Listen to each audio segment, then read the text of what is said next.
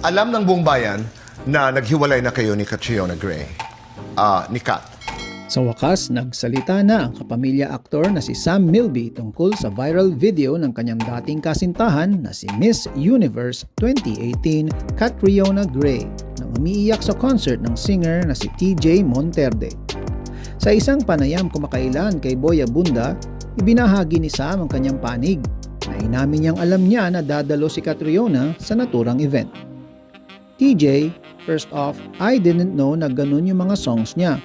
It was such a beautiful concert but it was really hard, sabi ni Sam.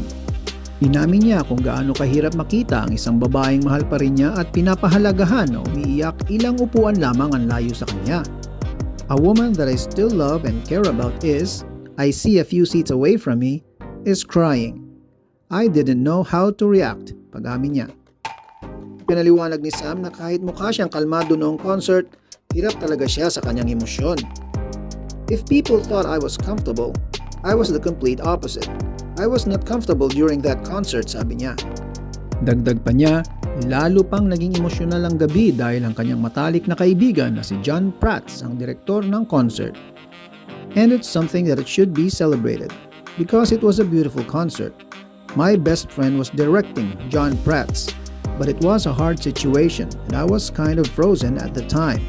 It wasn't easy at all, pag-amin ni Sam.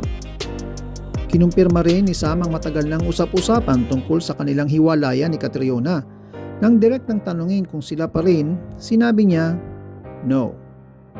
Ipinaliwanag niya na palagi silang pribado tungkol sa kanilang relasyon, na tanging piling sandali lamang ang kanilang ibinabahagi sa publiko tulad ng kanilang engagement announcement.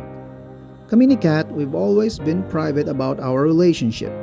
We share certain things nung na-engage kami, but in terms of the details and buhay namin, we haven't really shared, sabi ni Sam.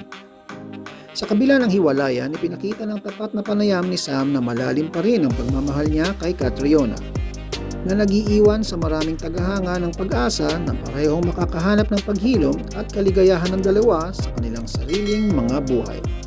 Maraming salamat sa panonood at hanggang sa muli.